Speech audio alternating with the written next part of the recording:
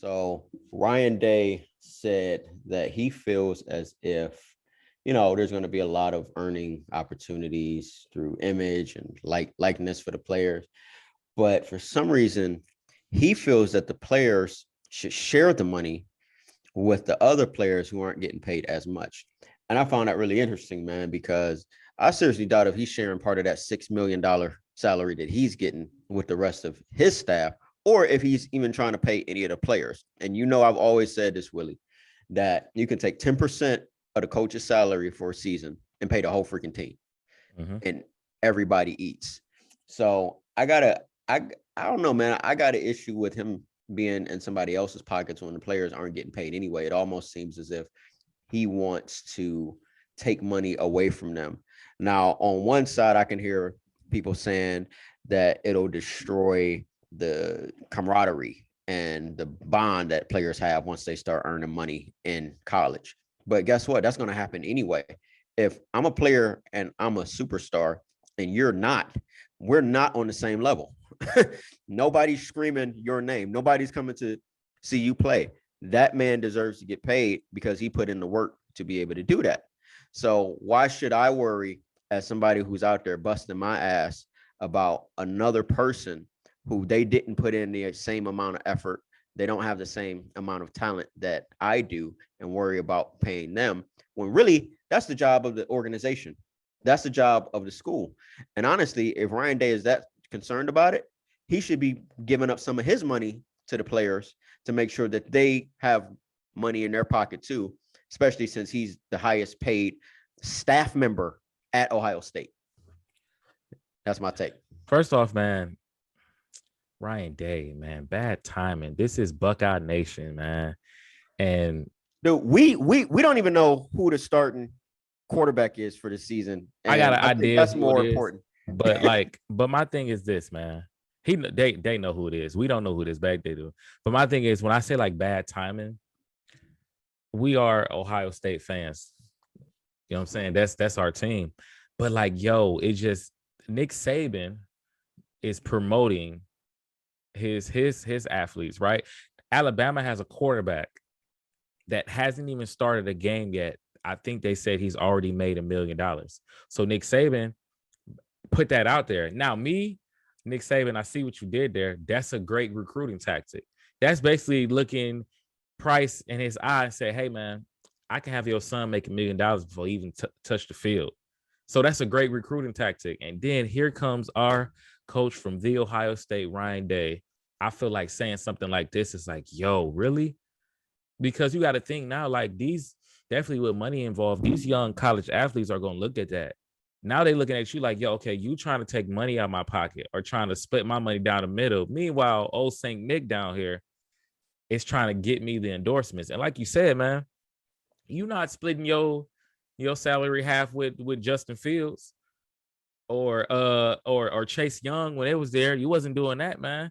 Of course not. So to me, I just felt like it's just some like when PR goes wrong, like that was just something that didn't need to be said, that shouldn't have been said. But now it's like we know how you feel, and I really like Ryan Day. Like that's my coach. But God, come on, man. I like him as a coach. I loved Urban Meyer. But yeah, I mean, it goes towards what you just said, bro. Taking money. Now, a lot of people think this. They'll say, well, they shouldn't be paid because they're in college. All right, let's clear this up real quick. You may have a scholarship, but if you're not playing and earning that school money, you won't have that scholarship. Nope. Right. And then a lot of people, if you've never played college football is a year-round program, especially at a Big Ten school. Like they make I think bringing about $122 million a season. And the kids wasn't getting none of that. Yeah, they don't get any of that. And I guess they're using it to fund all the other sports programs there. But let's be honest. I mean, we didn't bring you here to get an education. We brought you here to play football. Yeah. And you playing football is making us hundreds of millions of dollars every single season. Make no mistake about it. Ohio State football is keeping Ohio State up. Alabama football is keeping Alabama up. Make no mistake about it. Texas football earns more than Ohio Say it State. again. Make no mistake about Yeah. it. Okay. Yeah, we didn't bring you here to get an education. And what's funny, bro, is Ohio State is, from an academic standpoint, number 2 in the state. You can't walk into Ohio State anymore. You got to have like a 3.7, Yep. 3.8, right? And yeah, it's a good school now for that. But when the football program is as good as it is, that's what people are really going there for. Students are waiting for football season, bro. Like that is the thing. And so I never heard nobody say I need tickets to Ohio State basketball game. I'm just saying. yeah, unless you're a basketball fan, yeah, but Yeah, yeah, I mean, like, yo, let's be clear. It's a football school. you trying to get to the shoe to see the game. It's a football town. In fact, let's be clear. Ohio, the state of Ohio, is a football state. It's a football state, yeah. Right. Look, dude, they literally, Ohio State brings in so much money. They repave those roads every single year. Yep. Every year. So the fact of the matter is that these kids, it'd be different if the program wasn't making much money. But Ryan Day earns more than brain surgeons. He earns more than he earns more than the president. He earns more than people that save lives. Right. So your salary is predicated off of the athletes. It's Ryan Day's son is making more than those athletes. So let's be clear. If we're helping you to bring in the funds, and we're not even asking for a salary from the school just to be paid off of your image and likeness, which means I'm being paid off of my performance on the field. Like the young man that you mentioned at Alabama, he hasn't played a single game yet. Hasn't started a game, bro. Right. We're talking about after you've played and after you've demonstrated what you can do. So then why is it that you now want to take what little bit that they get and spread it around as if we're in a communist country or something like that? That to me is not just wrong, but it's very short-sighted in the sense of now all of a sudden you're thinking about all the players when we know you weren't thinking about all the players. Nope. Right. You know what I'm saying? Now, you said something earlier about how they should be paid, taking financial management classes and whatnot. So let me set that up. Huh? Let me set that up for you, because I want to ask you, because I want ahead. you, but also in the comment section, I want you guys to tell me what you think about this, because this is my theory. If you look back over, I mean, literally, the NFL has a whole episode called Broke, of athletes that has lost money once they retired, it was gone. So this is my thing, right? Let's say you make whatever you make. I think, and this is just me, a percentage of that should be put up into like a trust fund, to meaning like you can't get it until the age of, let's just say 30, 35, or whenever you retire, right? Just so, and like athletes may be upset with it now, but imagine you get a career-ending injury, God forbid, or you retire and you got like $2 to $3 million to jumpstart you right there from your trust fund. To me, that's what I think. Instead of just giving it all to them. And again, I still think you brought up a point, they can't do it. But I think now, if you're giving young players money now, it should be some type of money management. Because yes, I'm happy the players are getting paid, but let's just be clear, and Price, you might agree with me. Every 18-year-old is not ready to have $1 million in his hand. And for me, I'm coming from the point of, I don't want to see a kid blow his money, right? Because what they're gonna do the first time it happens. See, that's exactly why right there. That's exactly why they shouldn't be getting this money, or you know what I'm saying? So me, so look, check this out, bro. Here's my question to you. Okay. You have to play 1 year. Just talk about NBA. You have to play 1 year of college now to go to the league. What's the difference between an 18-year-old getting paid in college, and just say he's that good where he can make $1 million, versus a 20-year-old that gets drafted, which we're about to see this next week, and they get millions of dollars? What's the difference? It's no difference. I think they all should get it. I think they all should take a money management class. But here's the thing, right? You notice the NBA jumped out ahead of it, because now the NBA, they said, okay, you can't do one and done. That's really what they took away. But now they told them, hey, you can join the G League and make $500,000 for a year and then go to the NBA. Actually, I think Jalen Green, he's in the draft. He was a kid that instead of doing a one and done, he said, I'm gonna go to the G League, play against grown men, make $500,000, and then I'm gonna go to the league. So that's what you see a lot. It's a lot, and it's a lot of G leaguers. Like, just watch the draft, you'll see a lot of G leaguers. So the NBA kind of jumped out ahead of it. But I still think, yes, you should take a money management classes because everybody doesn't know how to handle that. Think about it. We talk about it all the time, Price.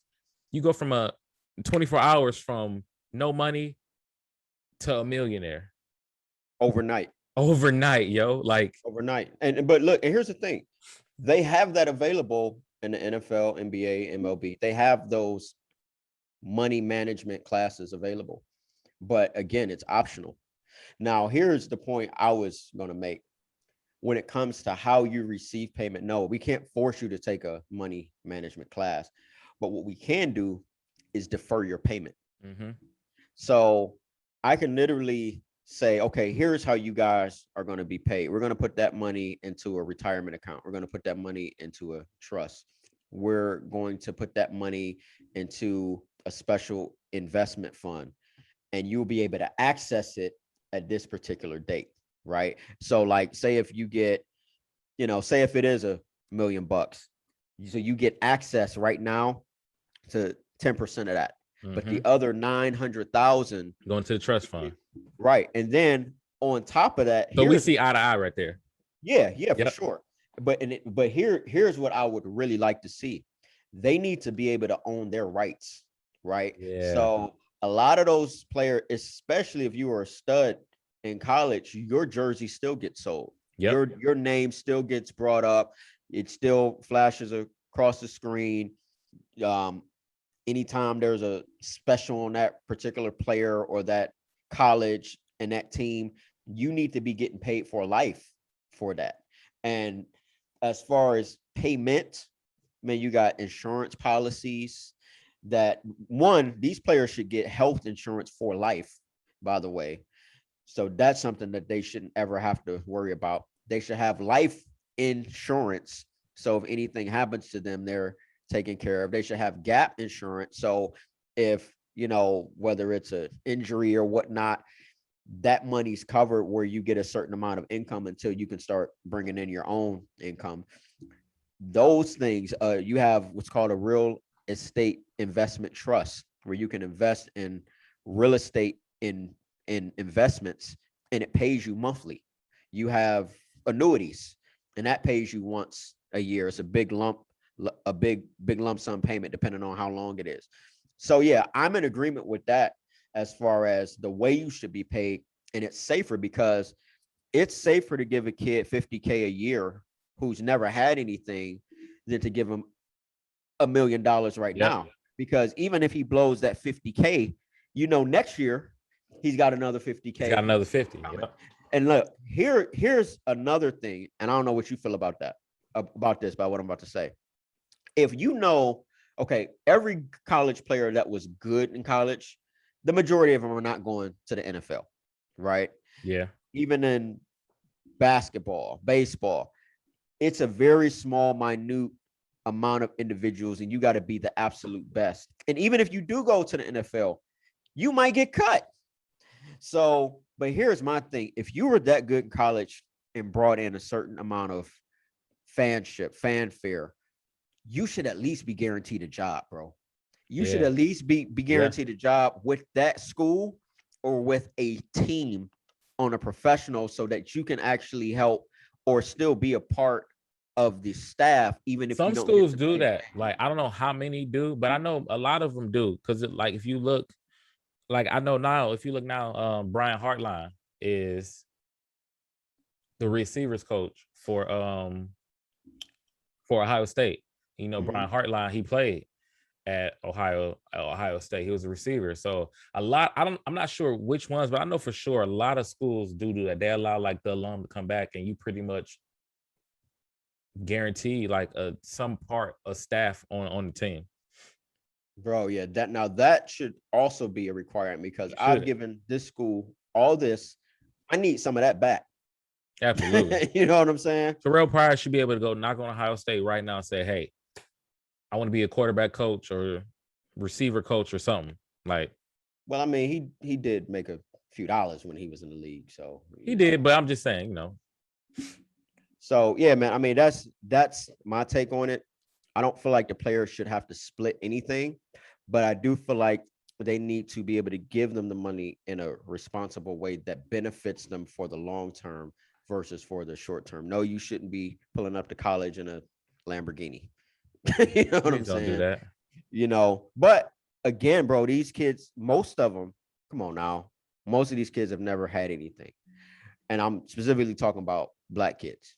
So yes, I want these shiny things. That's the first thing most of these dudes do when they get that check, when they become that They go overnight, spend it. they go spend it, bro. And if you really want to get savvy with it, how do you feel about implementing that at the professional level? I think that's a good idea. I think And so. I think that if you did it at the college level, they'll develop that mindset to automatically do it at the professional level. So it helps them for the long term. Before we get out of here, you brought up something I want to share with the audience, man. And me personally, I think once you go that far, I think that's really not good. You said, what about implementing that they get paid in high school? Me, I don't think so. Because then I even thought about, we'll give it to the parents. It's a lot of kids that come from, the hood that may need it. But then I thought about, what if the parent doesn't know how to necessarily handle the money? Like, so it's, to me, it's so many pros and cons about that, but I think the cons might outweigh the pros in that, because what if you got a kid that's coming from a neighborhood to where it's a lot of drugs going on, there's a lot of gang violence? Do you really want to, and if he's a ball player, they gonna know who he is. Do you really want to be known that he has this? To me, I think when you go that far with it, I just think Here's my break it take down. on that. No, you good. Here's my take, and the only reason I said it is because capitalism, man. When businesses see opportunity, they're going to take it. And I'm specifically talking about schools that recruit players, right? So we know here, Ignatius, Benedictine, Eds, they recruit players. And so how are you going to recruit these? Like, why would I come to your school? It's going to get to the point where they're going to start offering them things. And they probably already are, but we just don't know about it. Now, So I I'm said not that's talking gonna make the about, boosters even worse, bro. yeah, And but they see, know the kid got money. I'm not talking about paying them millions of dollars or even hundreds of thousands, but there's going to be something, because this kid is going to be a star. So if it does get to that level, same thing, deferred payment, right? Put this money in a 401k or IRA or something that you'll have, so you'll be set up. But I don't not seeing it get to that level, just because once it touches college, you're still pretty much dealing with a minor. Yeah. Right. Yep. So Absolutely. who's to say? And now, like, dude, you see it all the time. Colleges come to recruit. They meeting with the dad. They meeting with the mom. They sitting down in the living room so they can meet with the whole family. And it's not just the kid that's gonna be getting something. The dad's gonna be getting. That's what happened to Cam Newton. Why he got suspended, because his dad took that payout, and I think he ended up giving it back or something like that. But it's like that type of stuff happens under the table all the time. And when a kid is a 5-star recruit coming out of high school, he was a baller his whole time there. So I'm not saying I agree with it, but I'm saying that looks like it's going to be the next thing. Yeah, we'll see, man. We'll see. I just think, Hey, man. look. And what if it happens to be your son? What you gonna say then? I just think, to me, like, high school, man, it's too early. Like, let them, and I to worry about ball and then money in high school. To me, I just think, no, just leave. I think college is the appropriate time, man. That's just me. Now look, I will say this, bro. I'm gonna say this is my last thing. that would be a place where I wouldn't mind players sharing money. I still think that makes it even worse in high school, man. But bro, we're That's not a whole talking nother about podcast though. So we can look, definitely get that one. we're not talking about millions of dollars. I'm talking about a few thousand, you know. But again, deferring those payments so that it's there. Just think, for example, a buddy of mine, when his daughters were born, like literally the day they were born, he had paperwork already set up for their life insurance policies, right? They don't have to touch that money until 60. Well, they probably won't ever have to touch it because it's usually set up to transfer to your kids. But just think if you invested some money when your kids were born into a IRA and you kept investing. By the time they're 30, they can retire. You got a lot of parents that put money away for kids for college. And nowadays, I don't necessarily think you need to go to college unless you are a specialist, a doctor, lawyer, But if you took that money and invested it and just let it keep compounding year after year, you could be set up for retirement by the time you're 40, right? And so I'm looking at that, like set these kids up so we can break that cycle of generational brokenness. So I don't have to dribble a basketball or run up and down the field to be able to support the family. I'm with you at that, but the high school thing, I just see so many. I'm not saying I agree with it. Here comes a book club. Well, we need this and these basketball or these athletes making this, and we ain't got this. Bro, I'm telling you, man, that right there, it's great for discussion. I'm not gonna lie to you. Like this, we can go on with this all night. We not, but we could. But yo, it's just, man. But look, bro, just think about how taboo it once was to talk about college players being paid. Yeah. At one point, that was something you didn't even think about. Yeah. So, but all right, bro. Hey, first off, man, thank you for your time tonight. This has been a great week. It's been a great time, period. We love being able to make these videos for y'all. And if you haven't already, smash the like button and subscribe to our channel so that way you can get notifications every time we drop something new. New episode out, #driven Corey Minor Smith. We just went live with her.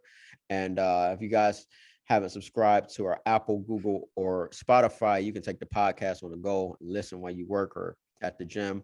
Or if you just ain't got nothing else to do, it's always a great listen. Follow us, Facebook, Instagram, Twitter, TikTok, and LinkedIn. You can find all these links at blackculturepodcast.com. Willie, you got anything, my brother?